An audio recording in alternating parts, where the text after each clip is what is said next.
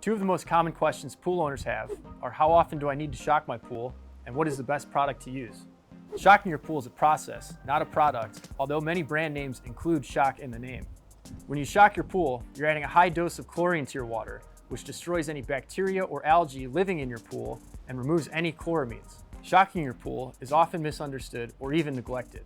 Some pool owners reserve shocking only when opening and closing their pools, when the water becomes cloudy, or to kill algae growth. However, a healthy pool maintenance program includes weekly shock treatment. This ensures your pool is clean, clear, and safe to swim in. The main types of products used to shock a pool are Cal Hypo, Trichlor, Dichlor, and Liquid Chlorinator.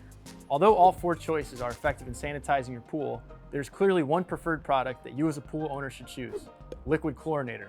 Liquid Chlorinator is the most convenient, fastest acting, ready-to-use chlorinating product on the market.